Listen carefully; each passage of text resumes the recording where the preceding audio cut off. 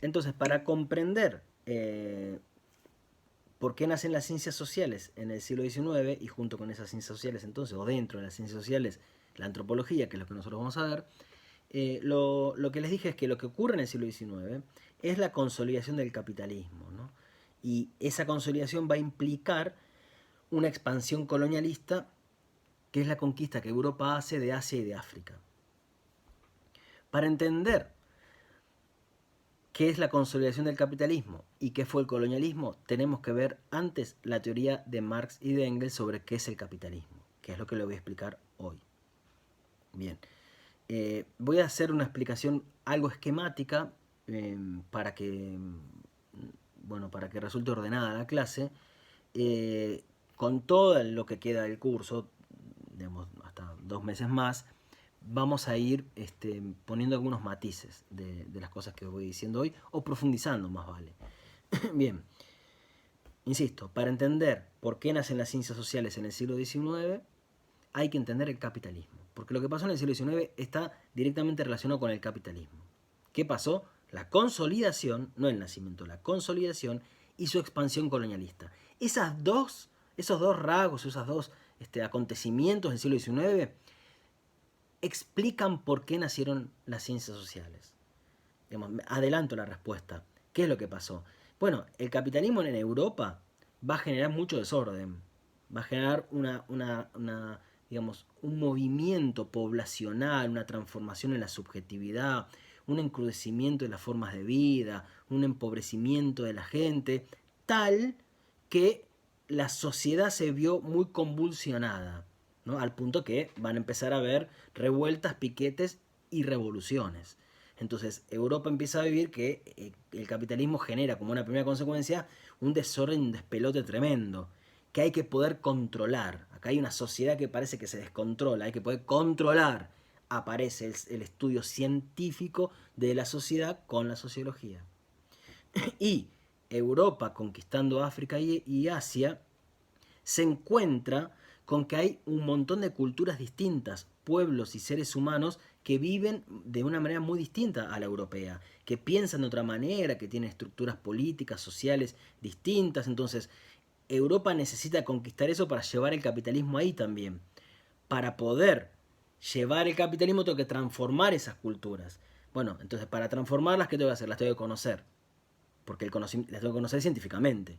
El conocimiento científico de esas culturas no europeas da origen a la antropología. Bien.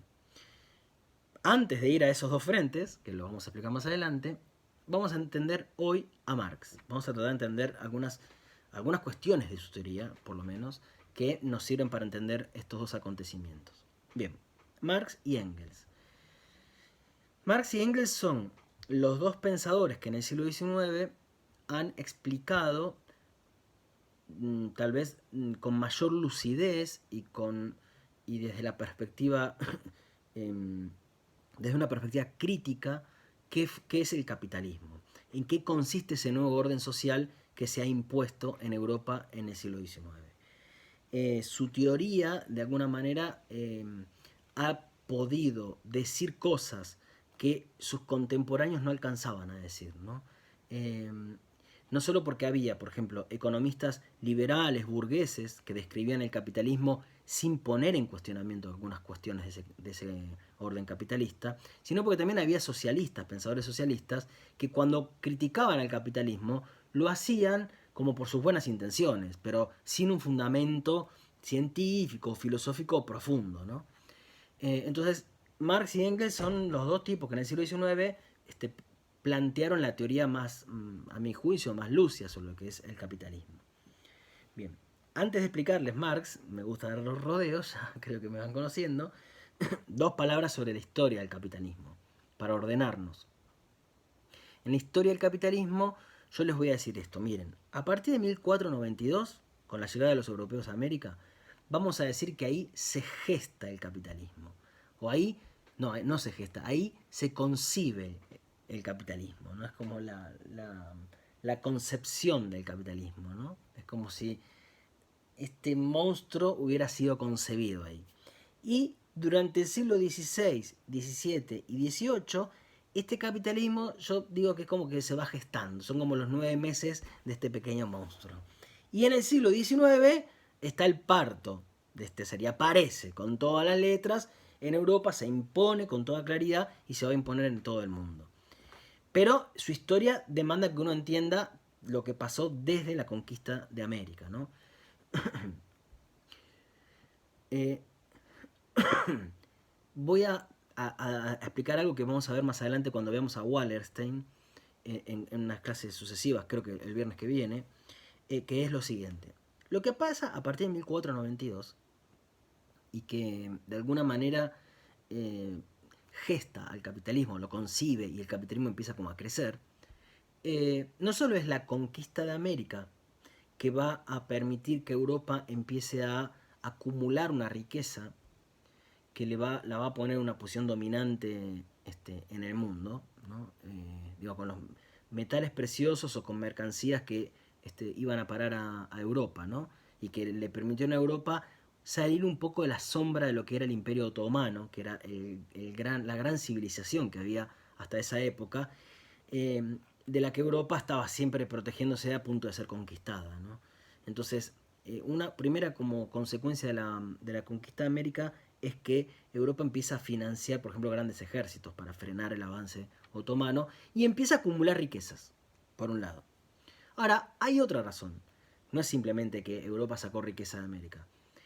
La conquista de América implicó, sobre todo con el viaje de Magallanes y del Cano, que el mundo, que hasta ese momento estaba ordenado según economías locales o regionales, empezara como a interconectarse, al punto que se va a formar lo que este historiador, sociólogo norteamericano que se llama Immanuel Wallerstein, llama el moderno sistema mundo. Es decir, a partir de 1492 lo que ocurre es que aparece por primera vez la idea de un sistema mundo, un sistema económico que ya no es más regional, ¿no? Por ejemplo, había un sistema, bueno, el sistema europeo con Medio Oriente, ahí hay un sistema económico, todo otro sistema económico, otro circuito económico que iba por la costa oriental de África y una parte de Asia, y ahí había todo un circuito económico. Otro era, no sé, el de los Andes, por ejemplo. Son circuitos o sistemas económicos por donde circulan mercancías. Esos circuitos que son locales forman ahora parte de un único sistema mundial. Y ese sistema mundial va a tener como centro Europa. Y entonces Europa es como una gran aspiradora que empieza a atraer mercancías de todo el mundo, ¿no? Eso es un punto de partida para el capitalismo. El capitalismo va como acumulando riquezas, acumulando riquezas. Bien. Durante esa etapa también, la acumulación de riquezas se da como internamente en Europa, no solo de lo que extraigo de afuera, sino que al interior de Europa también se va formando una clase de que van a ser los burgueses, que su riqueza se basa ya no en los títulos, ya no en derechos feudales, sino en propiedades. Esa clase originalmente son las clases de los mercaderes, que consistían en comerciantes, ¿no? Que compraban algo, se iban, no sé, a Oriente, compraban algo, traían una cosa que la habían comprado a 5 y la vendían a 10 y hacían una diferencia. Claro, en el mundo feudal, digamos, el dinero me permitía comprar cosas, pero la economía feudal no pasaba por tener dinero, por tener capital. La economía feudal pasaba por ser un señor feudal o ser un siervo, ¿no? Pero no por tener riquezas. Yo con riquezas no iba a comprar un feudo, por ejemplo, y menos me iba a convertir en un siervo. Es decir, acá hay una clase, que no es casualidad, está asociada a la ciudad, que empieza a tener una acumulación de riquezas que no sabe muy bien qué hacer, porque en la economía feudal la riqueza no me permite más que comprar propiedades en las ciudades, pero no participar de la economía feudal. Bien, entonces hay una acumulación que se extrae del mundo y una acumulación como interna de Europa, que se va acumulando en una clase que de a poco va a ser la clase burguesa. Bien, Y ahí pasa, siglo XVI, siglo XVII, siglo XVIII, la revolución industrial, ¿no? Una nueva, ahí va lo que hablábamos antes, la ciencia al servicio de la producción económica, ¿no? Decíamos, ¿por qué la ciencia no es objetiva? Bueno, en el siglo XIX, dentro de la física nace la termodinámica. La termodinámica es el estudio de las propiedades del calor. Uno dice, bueno, ¿eso es desinteresado? En la época en donde todo se está moviendo con máquinas de vapor, ¿les parece que ese estudio es desinteresado? No.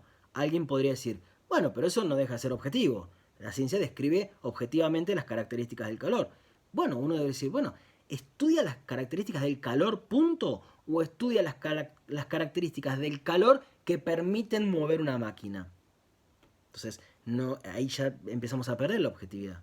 Empiezo a conocer lo que me sirve conocer, lo que me interesa conocer. Y de vuelta, eso no quiere decir que sea falsa la teoría. Es recontra verdadera, es cierto. Ahora, es una teoría sesgada, una teoría parcial. Eso no es el calor, es lo que la ciencia conoce del calor. Muy bien. Entonces, revolución industrial, máquinas, En el siglo XIX, este capitalismo que se fue como gestando va a nacer. ¿Qué quiere decir que va a nacer completamente?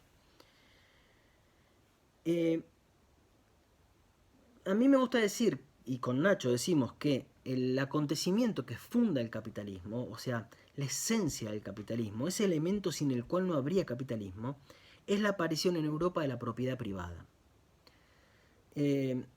Algo que no existía antes, ¿no? Existían formas de propiedad, pero no la propiedad privada.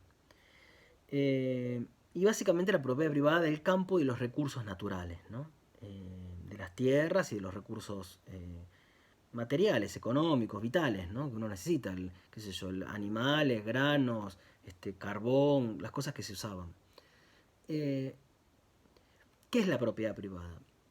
Hasta el capitalismo, y entonces si hablo de Europa al menos, en el mundo feudal, la propiedad feudal suponía que el propietario tenía como ciertos límites sobre su propiedad. Es decir, no podía hacer lo que quería. El tipo de dominio, el tipo de poder que tenía, por ejemplo, un señor feudal sobre su feudo, era un poder limitado. No podía hacer lo que quisiera con ese poder, con esa propiedad, ¿no? Por ejemplo, porque yo soy un señor feudal, yo no puedo hacer lo que se me canta con los campesinos que viven en mi feudo. Imaginemos que Ignacio era un campesino, Cintia es otra campesina, Milagros es otra campesina, Angélica otra campesina, y todos los que están acá eran familias distintas. Y cada uno trabajaba su parcela de tierra o sus parcelas de tierra. Y todos ustedes tenían su parcela que formaba parte de mi feudo. Sí, Cintia, ¿qué querías decir? No, no sé, estaba activado, pero se habrá activado solo, Ah, no, perdón. está bien. Entonces, miren el esquema del mundo feudal. Un feudo, yo soy el señor feudal, el que tiene dominio sobre ese territorio. Pero dentro de ese feudo hay parcelas que están trabajadas por campesinos distintos. Yo, que soy el señor feudal, ¿podría echar a esos campesinos de esas parcelas y decir esas parcelas ahora las trabaja otro? ¿Podía hacer eso? No, no podía hacer eso.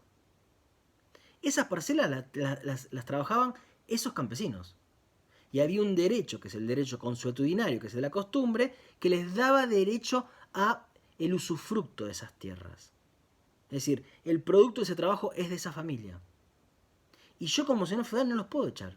No puedo hacer lo que quiero. No le puedo decir a la familia de Cintia que no cultive más trigo y que empiece a cultivar, qué sé yo, no sé, una legumbre.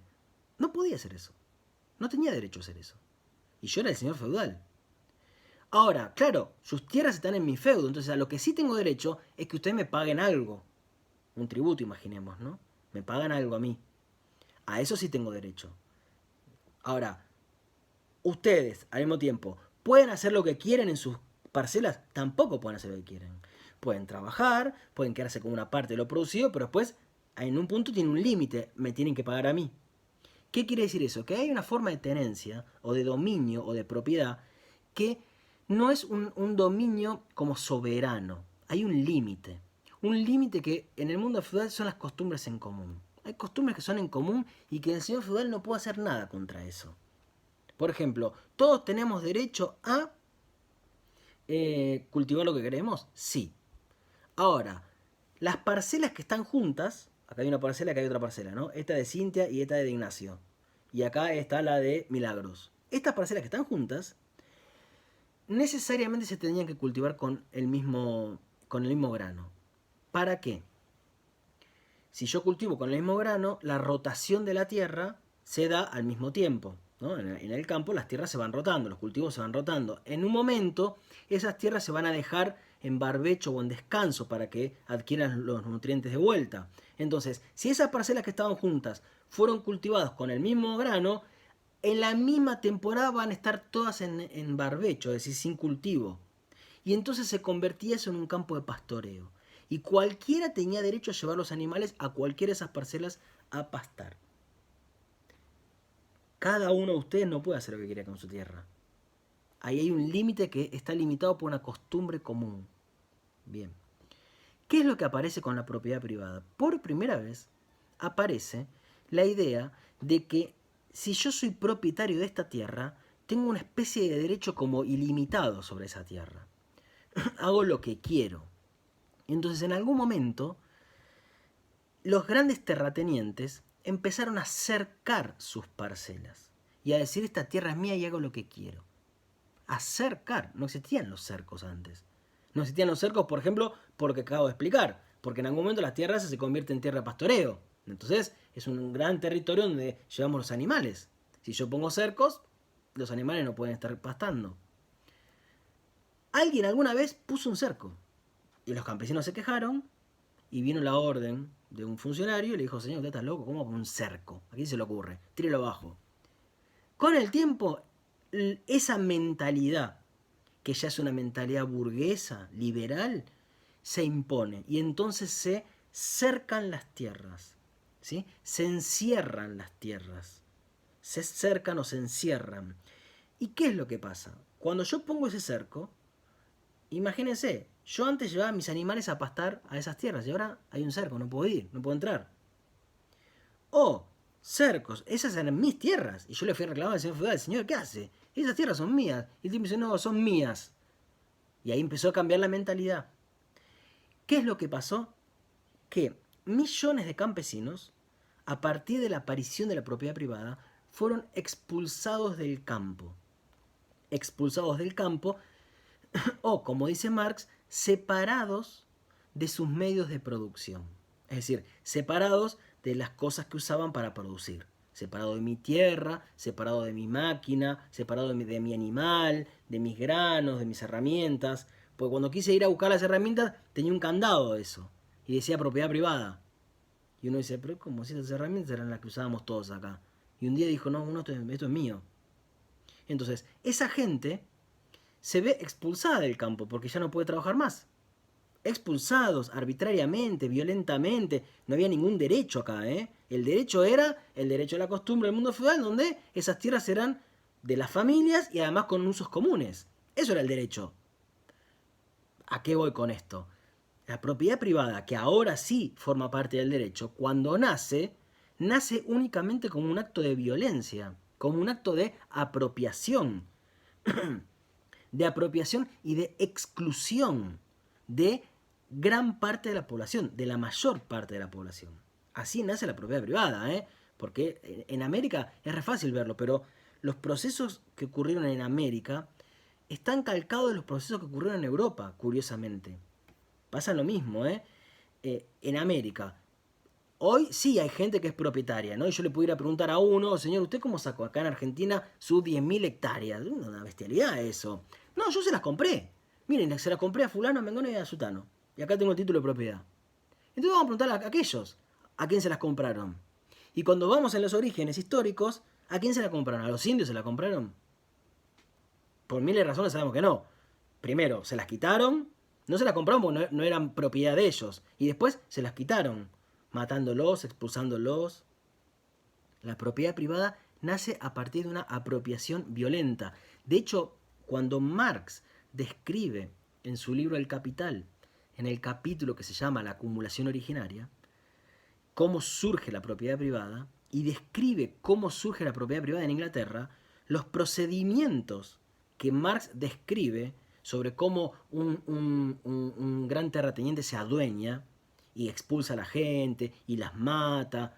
Esos procedimientos que Marx describe que ocurrieron en Inglaterra son exactamente los mismos que estaban ocurriendo en paralelo en América, con la conquista de las tierras, con la matanza de los indios.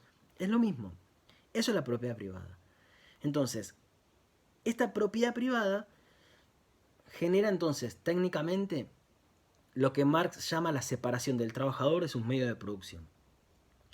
Esto, que a nosotros nos puede resultar, bueno, medio obvio, que sería ¿qué cosa? Bueno, que la gente no tiene acceso a los medios de producción. La gente no tiene acceso a esos elementos que necesitamos para producir los bienes necesarios, ¿no? Yo soy dueño de las ovejitas con las que se hace el buzo. Acá tengo mi buzo. Soy dueño. No, yo no soy dueño de esas ovejitas. Soy dueño yo de las vacas con las que sacamos la leche para tomar el desayuno a la mañana. Son bienes que necesitamos, ¿no? Para abrigarnos, para comer. ¿Alguno de ustedes es dueño de eso? No sé. Voy a imaginar que no, no sé. O sí, y entonces serán burgueses. Y los que no somos dueños de eso, formamos parte de la clase trabajadora. Ignacio. No, era quién era dueño. Yo soy millonario, por eso vivo en Castelar Centro y estaba solo Claro, diciendo eso. claro, sí, seguramente. Entonces, lo que aparece en el mundo capitalista es algo inédito en la historia de la humanidad, que es que la mayor parte de la población no tenga acceso a esos bienes que se necesitan para sobrevivir. Eso no había pasado nunca. Nunca, ¿eh? Porque la propiedad privada, tal como la acabo de escribir, no había existido antes. Es un invento del capitalismo.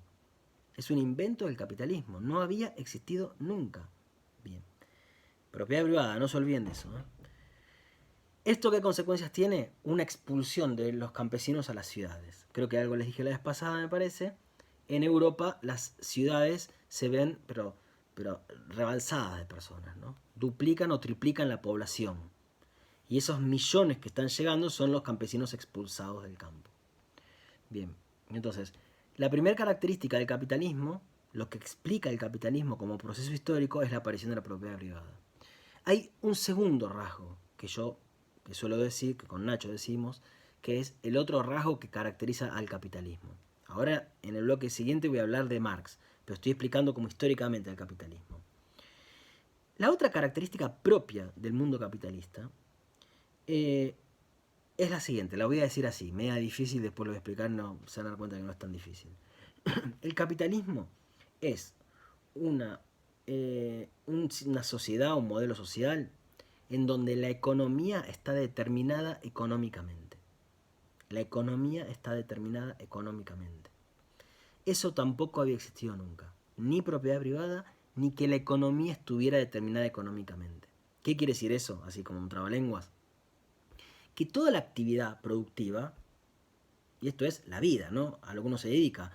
Voy y soy panadero y abro mi negocio y te hago el pan, o yo soy tejedor, o soy un cazador, o soy lo que fuera. La vida, porque la vida es esa vida productiva, la vida productiva en el capitalismo por primera vez,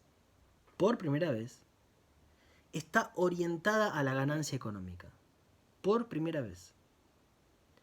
Toda la vida, la actividad humana, no es otra cosa, la actividad humana, vivir, persigue como fin o se explica por la búsqueda de la ganancia económica. Nunca había ocurrido eso. Nunca. Usted me dice, Guido, ¿cómo nunca? El señor feudal era súper rico. El señor feudal, todos los años, era cada vez más rico. El tipo llegaba, imaginemos un señor feudal en el año 1132. Llegaba en el año 1133 con una carreta último modelo y decía, miren, qué canchero, mi nuevo modelo de carreta. Su castillo era cada vez más grande. Sus tierras eran cada vez más, en más cantidad. No. El tipo tenía una posición económica diferente, obviamente. Tenía un estatus distinto, obviamente. Pero todo el sistema económico feudal no estaba al servicio de extraer una ganancia y de acumular riquezas. No, el señor feudal sí lo que hacía era extraer una parte de la producción para alimentar o para mantener su estatus, su nivel de vida. Pero la economía no buscaba la vida económica, la vida productiva. La vida no buscaba un fin económico de tener una ganancia. Los campesinos mucho menos. El campesino producía los bienes que necesitaba y punto. No estaba pensando en ganar más dinero y tener capital, invertirlo. Nunca fue así. No existió nunca esa idea. Si yo les digo ahora, miren, si yo me pongo ahora una fábrica de camperas, me pongo una fábrica de camperas porque quiero que la gente esté abrigada, ustedes me dicen, Guido, qué estupidez estás diciendo. No, vale que no, vos te pones una fábrica de camperas porque querés hacer dinero. Y si yo me pongo un almacén en el barrio, o un supermercado, vamos a decir, me pongo un supermercado porque quiero que la gente tenga productos de limpieza y alimentos en su casa, no, porque es un medio para ganar dinero. Y pongan la actividad que quieran y siempre el motivo de esa actividad es la búsqueda de una ganancia económica. Eso no existió jamás en la historia de la humanidad. Supeditar la vida a una ganancia económica es el segundo rasgo de este nuevo sistema mundial que es el capitalismo. La propiedad privada y que la economía esté determinada económicamente. Bien, no había existido antes. El señor feudal no quería ser cada vez más rico. De hecho, el señor feudal podía implementar medidas que económicamente lo perjudicaban. O sea, el tipo podía invocar, por ejemplo, el monopolio de la utilización de un molino, por ejemplo, ¿no? Imaginemos en todo el feudo había distintos molinos para moler, no sé, el trigo. Y entonces el tipo dice, miren, el molino que está acá lo voy a usar yo solo, porque quiero producir más pan, por lo que fuera. Y entonces, ¿eso qué ocurría? Que todos estos campesinos tuvieran que usar un único molino. Imaginemos que en la temporada esa, la producción de harina bajó porque había un único molino para usar. Y entonces después el tributo que yo le doy al señor feudal también bajaba. Entonces nosotros, hoy, si vemos ese procedimiento o a ese señor feudal, ¿qué le diríamos? Che, pero qué boludo, mirá, por ese caprichito de decir que vos usabas solo ese molino, te perdiste de ganar. El señor feudal nos respondería, ¿y quién dijo que yo quiero ganar plata? Yo con esto gané, ¿qué cosa? Estatus. Porque demuestro que tengo más derechos que los siervos o que los campesinos. Entonces, ahí el sistema feudal, esa economía, no estaba al servicio de la producción de ganancia económica. Eso ocurre únicamente en el capitalismo. Entonces, ¿qué es lo que aparece? Siempre me imaginé al señor feudal millonario y que su interés era que crezcan sus riquezas. No, no, no. No. El interés es sí mantener un estatus claramente superior, muy superior al de los campesinos. Un estatus que es superior económicamente, simbólicamente, en derechos, sí, absolutamente. Pero la economía no está al servicio de acumular. Entonces, insisto, el feudo es un territorio fijo, ¿no? Uno no va comprando feudos. Eso es una cosa capitalista. Bien, entonces, lo que acontece en el siglo XIX y que va a generar la necesidad de estudiar científicamente a lo social, a lo cultural y a la conducta, es que es la consolidación de un nuevo sistema social, económico, un nuevo modo de vida que se define por la propiedad privada y por que la economía está determinada económicamente. Muy bien.